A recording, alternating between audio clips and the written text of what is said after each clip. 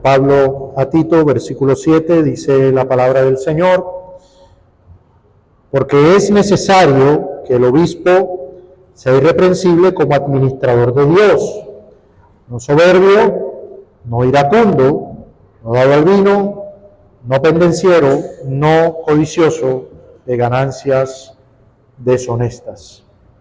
En nuestra enseñanza anterior comenzamos a ver de manera más detallada las áreas en las cuales un pastor, obispo, debe ser irreprensible.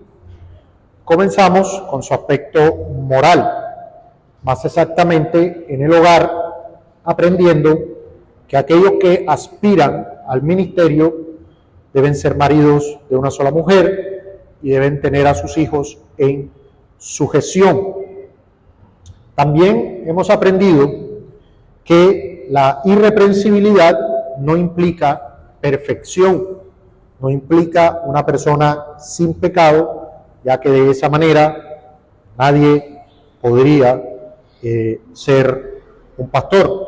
Pero también aprendíamos que estas cualificaciones deben ser reflejadas en el carácter de todo creyente, sin excepción, ya que todo creyente está llamado a vivir santamente.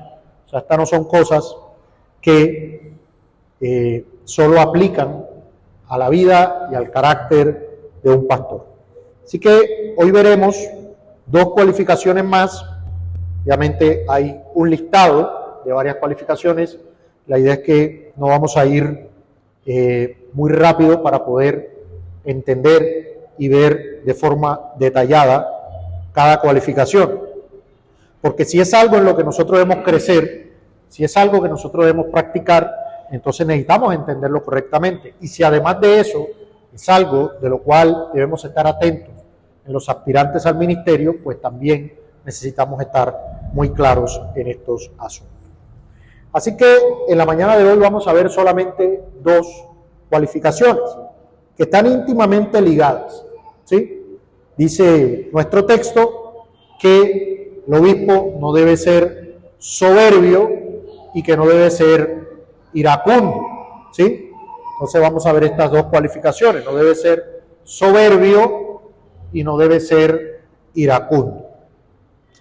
La primera cualificación es que el obispo no debe ser soberbio.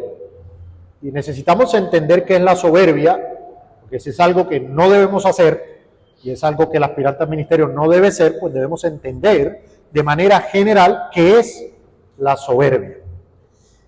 Y para hacer una definición simple y sencilla, la palabra soberbia es la palabra griega auxades, que literalmente significa que se agrada a sí mismo. Eso es lo que es ser soberbio. Una persona soberbia es una persona que se agrada a sí mismo. Otras definiciones o otros significados pueden ser, o palabras sinónimas, es arrogancia, orgullo excesivo y autosuficiencia. Es una persona soberbia, es una persona entonces que se agrada a sí misma, que es arrogante, que tiene un orgullo excesivo y que es autosuficiente. Entonces, la soberbia, según la Escritura, es el orgullo excesivo y arrogante que lleva a una persona a creer que es mejor o más importante que los demás. Una persona soberbia cree básicamente dos cosas. Cree que es mejor y cree que es más importante que los demás. Esa es una persona soberbia. Yo soy mejor que el otro y yo soy más importante que el otro. Entonces, una persona soberbia, básicamente nada ni nadie le sirve, porque él es superior a todo. Entonces, para el soberbio, nadie está a su nivel. Nadie está a su nivel. Y principalmente una característica, y entiéndase bien esto, ¿por qué el soberbio cree que es mejor y más importante que el otro? Y obviamente esto es un engaño, pero él cree eso por su ceguera espiritual. Pero el soberbio cree esto porque el soberbio tiene el ojo clínico para ver el pecado ajeno y no el propio. Es por eso que él cree que es mejor que el otro y cree que es más importante que el otro. Él tiene buen ojo, como dice la Escritura, para ver la paja del ojo ajeno, pero jamás ve el tronco del ojo propio. Hermanos, en última instancia, el soberbio se coloca en el lugar de Dios.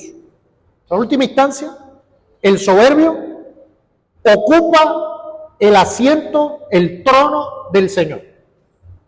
Estoy hablando figuradamente, no es que evidentemente es todo un engaño y es todo producto del pecado.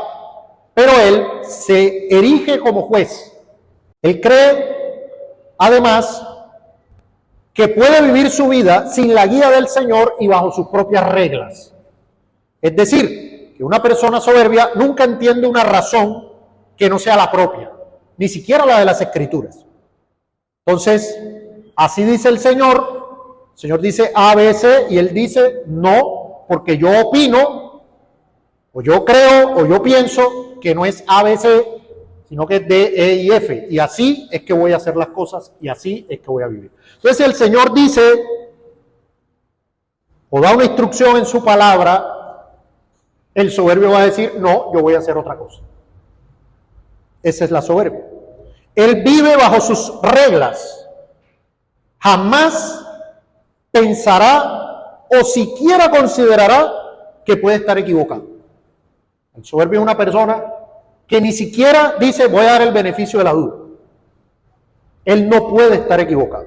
Es el resto, es el mundo el que está equivocado y es su razón la que pesa. Y otra característica clave del soberbio es que el soberbio jamás pide perdón. Usted nunca verá un soberbio pidiendo perdón. A lo máximo, después de mucha presión, le pedirá una disculpa, hará silencio o dirá, se excusará, ¿sí? Pero no pedirá perdón, nunca.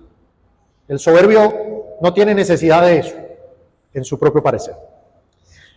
Ahora, la razón por la cual este pecado es tan grave y encabeza varias de las listas de pecados que Dios aborrece, es porque el soberbio se configura en su propio Dios, quebrantando el primer y más importante mandamiento. ¿Sí? ¿Cuál es el primer y más importante mandamiento? No tendrás dioses ajenos delante de mí. Amarás al Señor tu Dios con todo tu corazón, con toda tu alma, con todo tu ser, con todas tus fuerzas, pero Él se ama, se apacienta y se agrada a sí mismo. Entonces Él se configura en su propio Dios. Entonces por eso es que es, digamos, un pecado tan grave. Mire, la soberbia fue el primer pecado. El primer pecado de toda la existencia fue la soberbia. Imagínense ustedes, o sea, una vez se pregunta, no, pero ¿de dónde surgió? Bueno, no sabemos a ciencia cierta cómo pudo en un cielo perfecto, en todo perfecto, con seres perfectos, surgir el mal. Hasta allá no llegamos, pero algo sí sabemos, y es que huele a soberbia. Imagínense eso. Es un pecado muy grave, detestable, aborrecible y que nos tiene aquí. ¿Sí? ¿Quién lo cometió? Satanás. Satanás creyó ser mejor que Dios, creyó que no necesitaba de Dios y quiso erigir su propio trono pequeñito en el cielo. Pero Dios no comparte su gloria. Ahora, ¿Por qué también este pecado es tan grave? Porque el soberbio no cree que necesita arrepentimiento. Entonces es peor, ¿sí? Porque el soberbio no cree que necesita salvación, que necesita arrepentimiento. Él está bien, él es mejor, ¿sí? La soberbia es un pecado que conduce a la destrucción. Dice en Proverbios, capítulo 16, verso 5, y aquí vuelve esta palabra muy fuerte, que es: abominación es a Jehová todo altivo de corazón. Abominación es a Jehová todo altivo de corazón. Y el verso añade una amenaza. El verso añade una amenaza. Dice: abominación es a Jehová todo altivo de corazón. Ciertamente no quedará impune. No quedará impune. Ha pasado con todos los soberbios. Con todos. Pasó con Nabucodonosor, pasó con Saúl, pasó con Herodes y toda su dinastía, pasó con Satanás, ha pasado con todos los reyes de la tierra.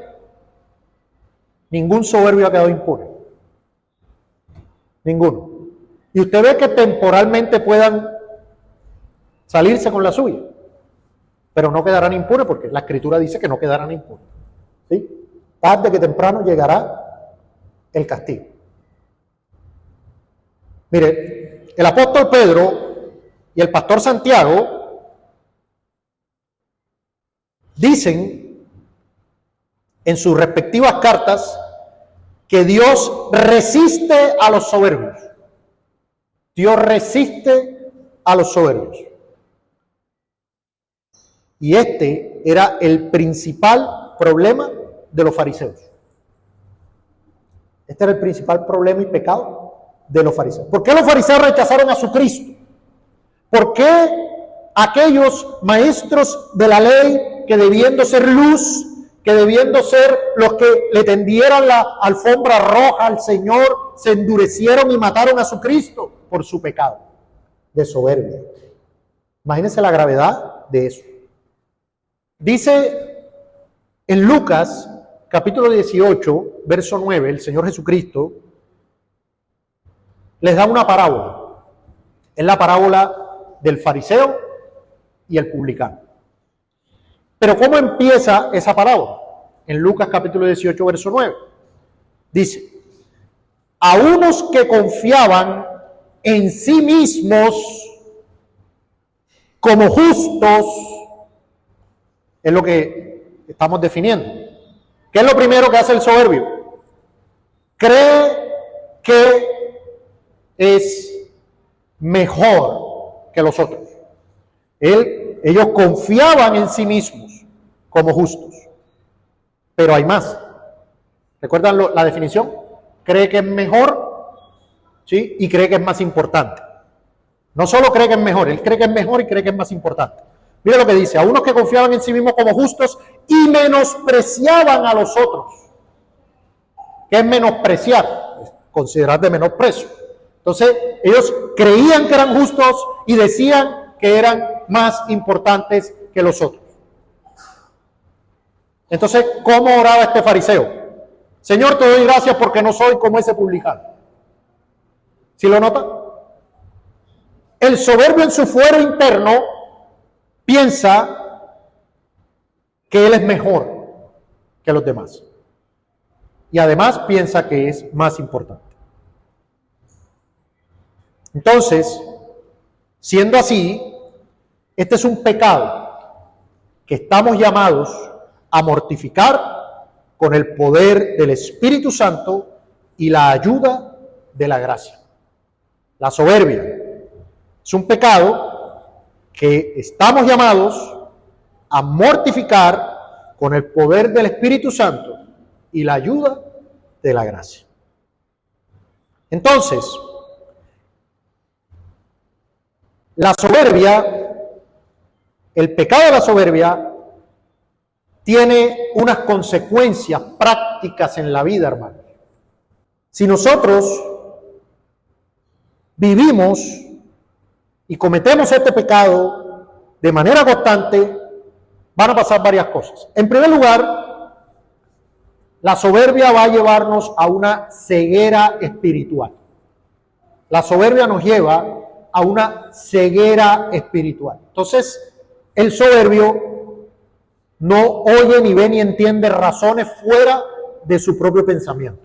Entonces, si nosotros nos dejamos llevar por el pecado de la soberbia, no vamos a atender razones de la verdad de la Escritura, no vamos a atender exhortaciones de nuestros hermanos, no vamos a atender lo que se nos enseña en la iglesia, porque para nosotros somos mejores, razonamos mejor, pensamos mejor y somos más importantes. Entonces, después de la soberbia viene la caída. Hermano, yo me dejé llevar, me cegué, no escuché el consejo, no atendí razones. Otra consecuencia inevitable, hermanos, de la soberbia es que la soberbia trae resistencia a la autoridad. La soberbia trae resistencia a la autoridad, y eso en todos los ámbitos. En el ámbito civil, en el ámbito del hogar, en el ámbito de la iglesia, en todos los ámbitos. Una mujer soberbia de ninguna manera aceptará la autoridad del marido. Entonces, no es que yo soy mejor que él. Yo soy más inteligente, razono mejor, soy más importante. El soberbio nunca ve que alguien pueda tener una autoridad. Entonces, el soberbio no se sujeta a ningún tipo de gobierno. Hablando en el caso eclesial, el soberbio no se sujeta a la autoridad de la iglesia, no se sujeta a la autoridad pastoral, no se sujeta a ningún tipo de exhortación de los hermanos, porque él es mejor y es más importante que ellos. Y por ende, el soberbio termina en aislamiento. A la soberbia trae aislamiento. ¿Por qué? Porque uno no sirve para andar con nadie, ni puede estar con nadie.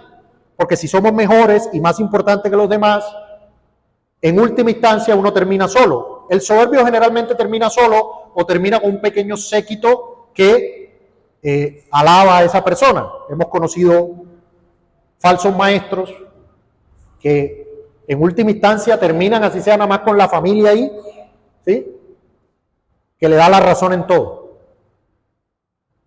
Cuando usted ve un gobernante soberbio, un rey, un presidente, usted se da cuenta que se va aislando hasta que nada más queda con un séquito de gente que así diga que el sol es la luna, le cree y le dice sí, usted está bien. Entonces el soberbio termina aislado.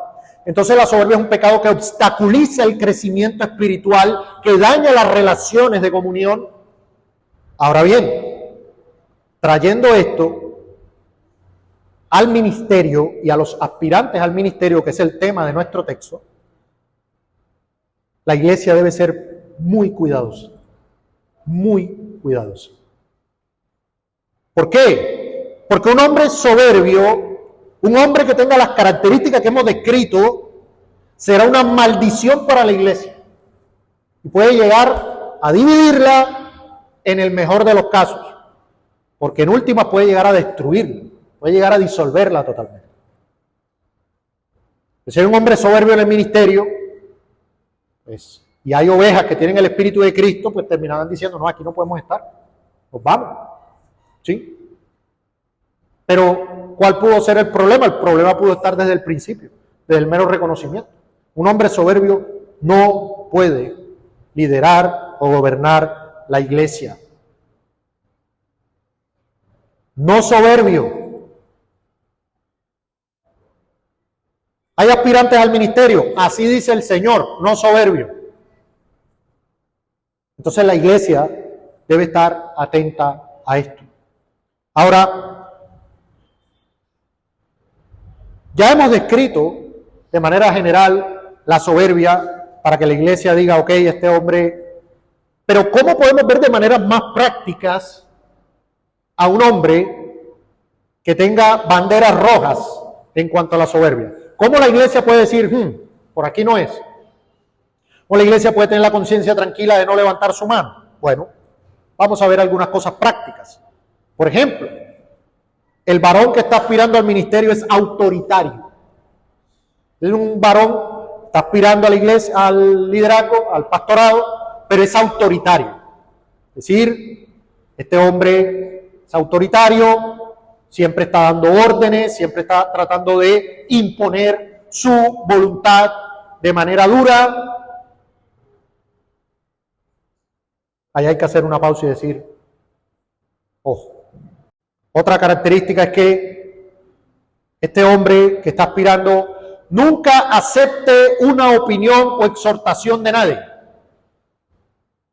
¿Sí? Nunca acepta una opinión o exhortación. Hay una reunión de asamblea y él impone su posición por la fuerza, es lo que él dice, y si no es lo que él dice, entonces no se hace.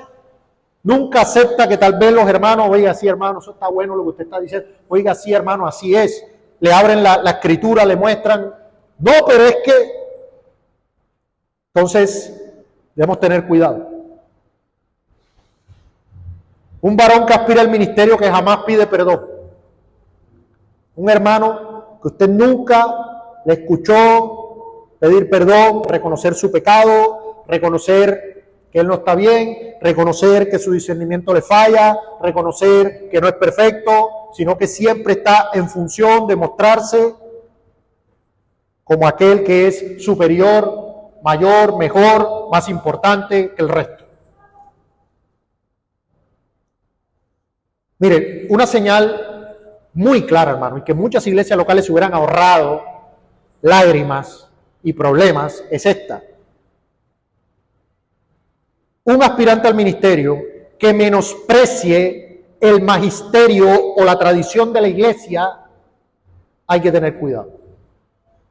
¿Por qué? Porque precisamente un hombre que desprecia el magisterio y la tradición, los puritanos enseñaban mal, las confesiones están malas, la iglesia no sabía, o sea, eso es soberbia, hermano.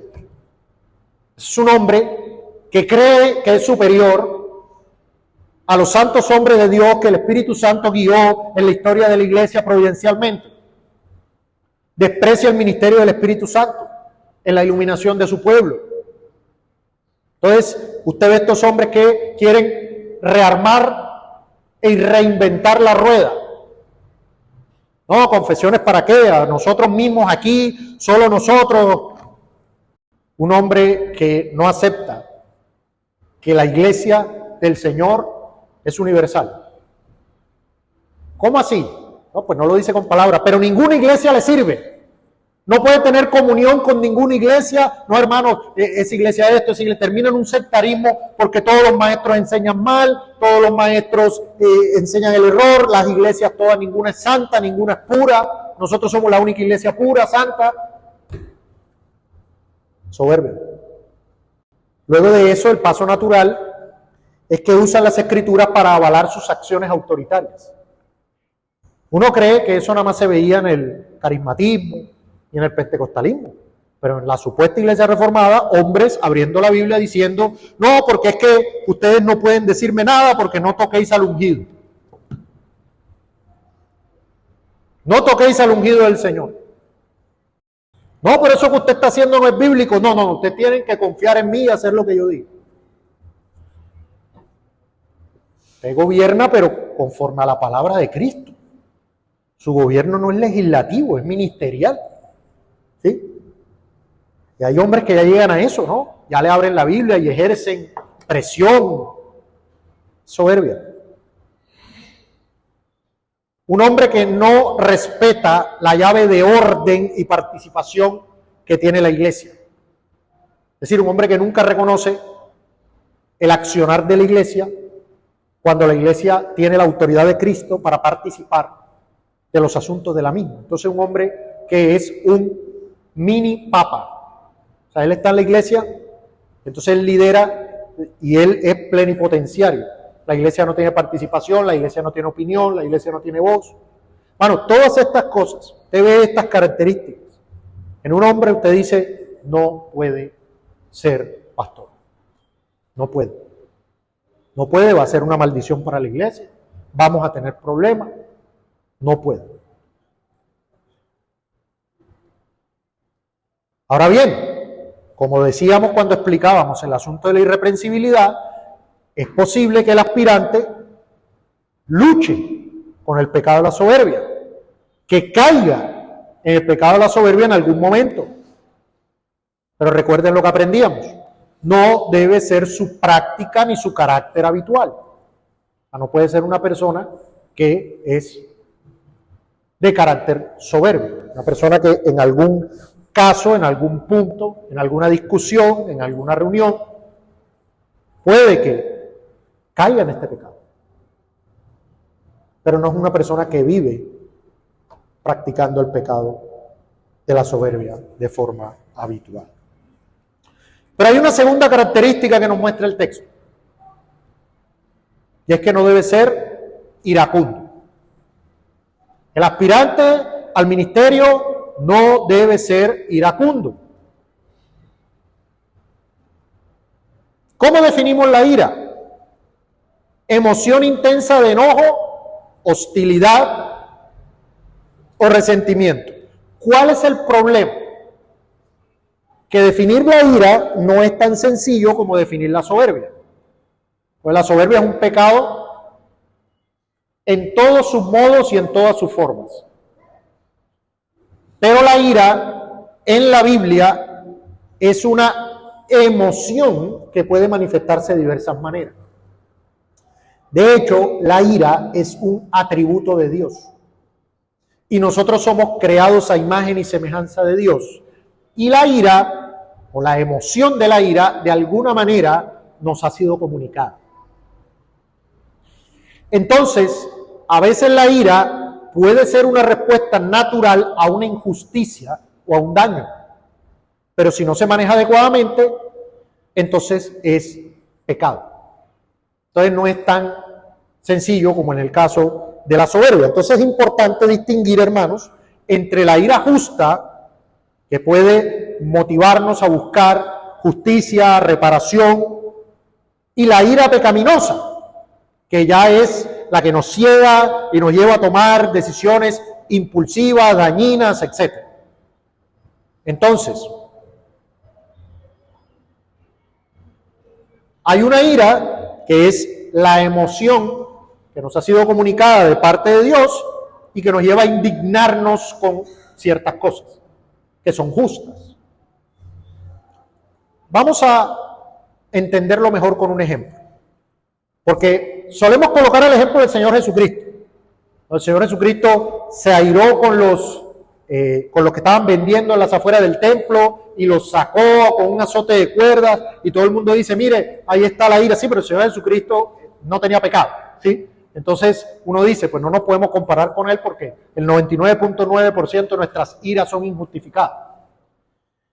Pero vamos a Hechos, capítulo 17, verso 16. Hechos 17, 16. Y aquí vamos a encontrar un ejemplo de lo que sería una ira no pecaminosa.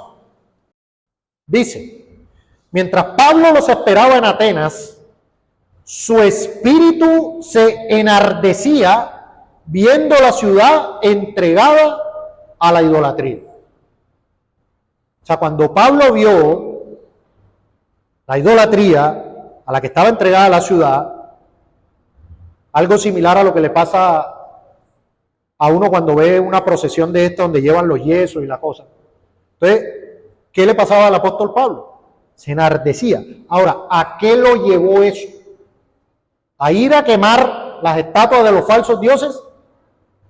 ¿A qué lo llevó? A predicar el evangelio. ¿Sí nota? Usted se indigna con algo y usted busca reparar ese algo. Y Pablo entendió que la manera de atacar eso era predicando. ¿Sí? Pronto si Pablo fuera como muchos pseudomaestros modernos, lo que haría sería hacer un meme de los falsos maestros idólatras. Y mira, estoy haciendo la obra del Señor, evidentemente no. ¿Sí? La ira debe llevarnos a actuar justamente. De hecho, en Efesios capítulo 4, verso 26 dice, airaos. Es como si fuera un imperativo. ¿Sí? Efesios 4, 26, airaos. ¿Pero qué? Pero no pequéis. ¿Ya? Entonces, debemos aprender a diferenciar en que hay una ira entendida como aquella emoción que se indigna y que aborrece la injusticia, ¿sí? Y la ira pecaminosa. La ira como pecado. Un buen ejemplo de la ira como pecado y las consecuencias que tiene, lo vemos en Mateo capítulo 2, en el caso de Herodes. Recordará que Herodes, se presentaron los magos,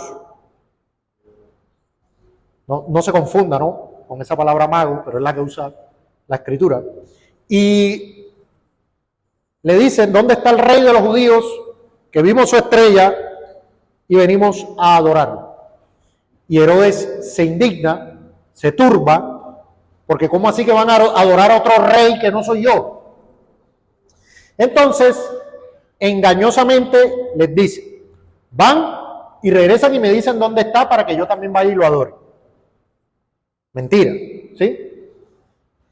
Entonces dice en Mateo capítulo 2, verso 16, que, bueno, antes de eso dice que los magos, por revelación, les fue dicho que no volvieran a Herodes, sino que se fueran por otro camino. Ellos no fueron a Herodes.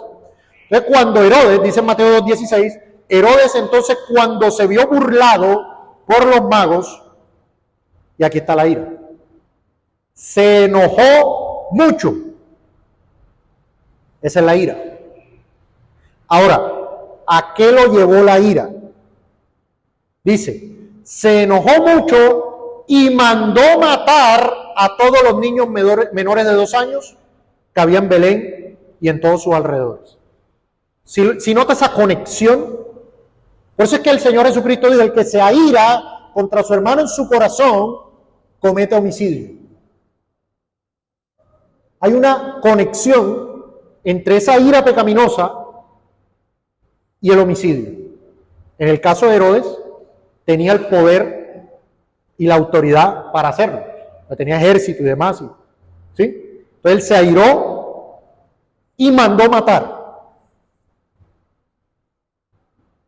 Denota muchos casos de asesinato, de homicidio, es precisamente, o cómo nacen. No es que la persona llegó y mató a otra porque sí, en muchos casos es por la ira descontrolada.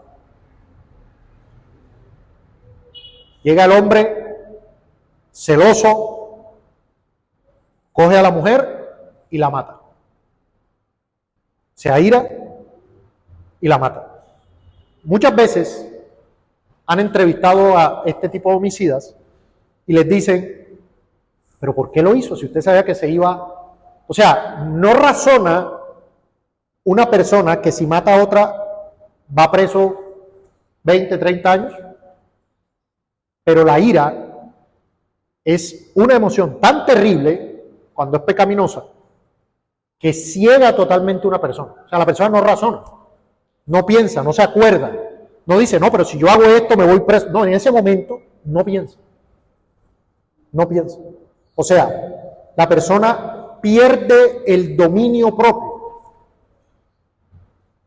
pierde el control. Entonces,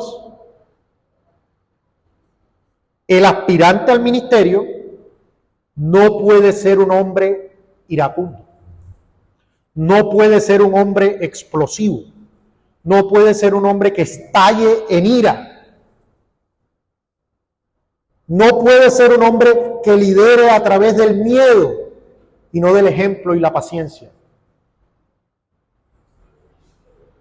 Porque el pastor debe modelar el carácter de Cristo. Debe un pastor que se indigna ante la idolatría, eso es una cosa. Hermanos, miren la terrible idolatría que hay. Vamos a discipular, vamos a evangelizar, vamos a hacer algo. ¿Sí? Indignado. Yo estoy un hombre explosivo, un hombre iracundo, un hombre que no se le puede ni hablar porque explota los gritos. Recuerdo que hace muchos años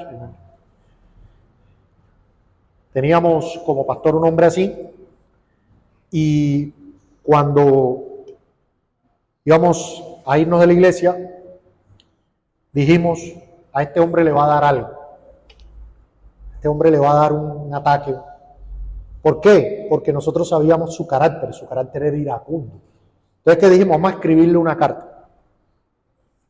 Sí, porque no se va a poder hablar. Escribimos una carta, llegamos, entregamos la carta y efectivamente, eso fue explosivo. Gritos. Entonces, una persona así no puede ser pastor. Una persona que todo lo resuelva a los gritos, que estalle con cualquier cosa, ¿sí?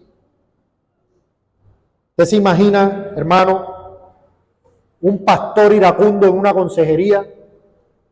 Un pastor iracundo en una exhortación, un pastor iracundo liderando la iglesia. No puede ser así. No puede tener un carácter así. ¿Sí? Hermanos, eso hace que se pierda la paz de la iglesia, que hayan juicios precipitados. Imagínense un iracundo que llegue un hermano, no, es que tal hermano me hizo tal cosa y explote enseguida, ni siquiera tiene la capacidad de decir, bueno, espérate, vamos a investigar, vamos a ver qué fue lo que pasó. Un liderazgo de estas características deshonrará al Señor y traerá mucho mal a la iglesia. Entonces, cuando la iglesia esté revisando un aspirante al ministerio, no puede ser un hombre iracundo. Ahora bien, ok, no puede ser soberbio y no puede ser iracundo. ¿Qué implica esto para el creyente? Que el creyente tampoco puede hacer eso, pues son pecados. Hermanos, no podemos ser soberbios ni iracundos. Hay muchas veces, hermanos, y tenemos que pedirle al Señor que nos llene de su espíritu para poder santificarnos y tener un carácter como el de Cristo. El Señor Jesucristo dijo, aprended de mí, soy manso, soy humilde de corazón. Pero nosotros muchas veces estamos programados para la ira. Revísese, mi querido hermano. Muchas veces nosotros con nuestros esposos, esposas, no hablamos, sino que gritamos. Estamos programados para responder mal. ¿Y saben qué es lo peor, hermanos? ¿Saben qué es lo más hipócrita delante del Señor? Que con el vecino no somos así. Que con la familia no somos así. Que con el desconocido no somos así. Muchas veces te llega con una sonrisa de oreja a oreja a todo lugar. Pero está en la casa y llega su esposa o llega su esposo y le habla ni siquiera nada malo, lo que sea. Ah, pero es que tal que... ¿Por qué, hermano? ¿Por qué? O sea, una programación para hablar todo gritado, para hablar todo de mala cara. Eso es iracundo en la crianza de nuestros hijos, hermano. Hay hijos. En nuestro tiempo, nosotros teníamos miedo a muchos padres o abuelos, ¿cierto? No hay que ir a decir, no quiero ni imaginarme lo que va, ¿sí? Ahora nuestros hijos deberían tener la confianza de hablar con nosotros, de ir a nosotros. Pero si nosotros solo tenemos expresiones iracundas para nuestros hijos, ¿qué confianza van a tener? Yo le pregunto, hermano, ¿acaso el Señor solo nos habla con exhortaciones duras en su palabra? ¿O también nos habla con amor, paciencia, nos llama con ruego, ¿Cómo hacemos nosotros con nuestros hijos? Todo el tiempo hablándoles gritado. Eso no está bien, eso es iracundo, hermano. ¿Qué necesidad, hermanos, de vivir así? Mire, la revelación general, ¿sí?, a través de la medicina, ha mostrado, y como ustedes saben que hay una relación profunda entre el cuerpo y el alma, porque somos un solo ser, que incluso a nivel espiritual estamos pecando al ser iracundos. Y a nivel físico nuestro cuerpo es afectado si vivimos todo el tiempo así. O sea, por donde usted lo mire está mal. Vivir con esa ira, gritando todo el tiempo como con un peso encima, hermanos, no. Está mal. No debemos ser iracundos. Entonces, ¿cómo sí debemos ser? Tanto el creyente como el aspirante al ministerio, ¿cómo sí debe ser? Bueno, la Escritura nos muestra que lo opuesto de la soberbia es ¿qué? La humildad. ¿Qué es lo opuesto a la soberbia? La humildad. ¿Y qué es lo opuesto a la ira? El dominio propio. El dominio propio.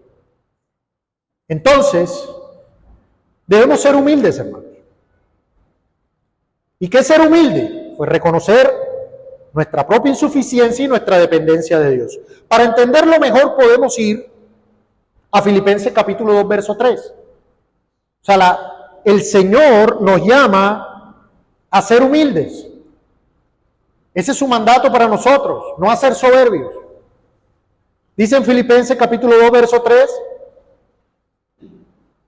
nada hagáis por contienda o por vanagloria. Antes bien, con humildad. ¿Y cómo trabaja la humildad? Estimando cada uno a los demás como superiores a sí mismo. ¿Sí lo ve? Es lo opuesto de la soberbia. El soberbio se cree mejor y más importante que el otro. El humilde ve al otro como superior a él mismo. Entonces, si el otro es superior a mí mismo, entonces yo voy a servir. ¿Sí? ¿A qué llama la psicología del mundo? ¿A qué llama la filosofía del mundo? ¿A qué llama la cosmovisión del mundo? A que tú eres el mejor. No hay otro como tú. Tú eres lo más grande que existe. La autoconfianza. ¿A qué llama la Escritura? A ser humilde, a estimar a los demás como superior. La humildad, según la Escritura, es una actitud del corazón que reconoce nuestra dependencia de Dios y nuestra necesidad de su gracia. Es reconocer que no somos superiores a nadie, hermanos. No somos superiores a nadie. De pronto somos superiores, pero en el pecado. Y como decía Pablo, ¿no? Cristo Jesús vino a salvar a los pecadores, de los cuales yo soy el primero. Soy el primero en algo. ¿En qué? Somos pecadores necesitados de salvación. La persona humilde, hermanos, no se jacta de sus logros ni busca reconocimiento, sino que atribuye todo el bien que tiene a Dios. ¿Por qué el soberbio minimiza a los otros? Para ponerse él por encima. No, ese pastor no sabe enseñar. ¿Para qué hace eso? Para decir que él es superior. Hermano, la humildad es una actitud de servicio, de ponerse al servicio de los demás y de estar dispuestos a aprender de nuestros hermanos. Decía el reformador Juan Calvino, todo lo malo que ves en mí, soy yo mismo. Todo lo bueno que veas en mí, es Cristo. Esa es la actitud del humilde. Hermano, qué buena enseñanza. Gloria al Señor. El Espíritu Santo que trajo fruto. Todo es del Señor. Aun cuando hagamos lo que debemos hacer, ¿qué dice la Escritura? Que somos ¿qué? Siervos inútiles.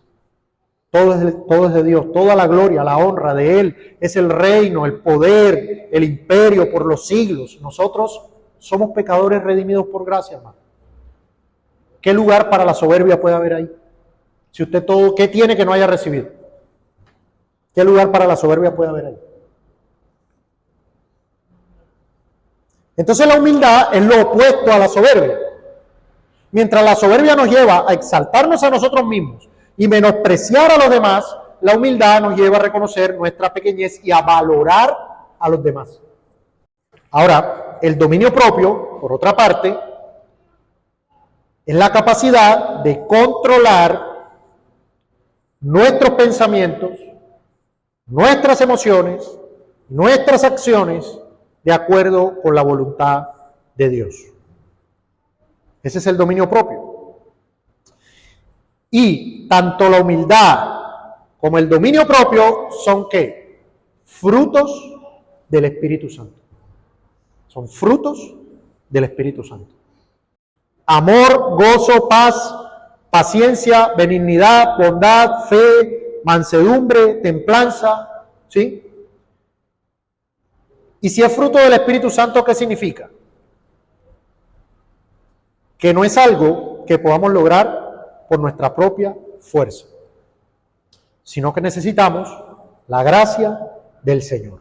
Necesitamos que Dios nos dé este regalo y que esto se desarrolle en nuestras vidas a medida que permitimos que el Espíritu Santo trabaje en nosotros.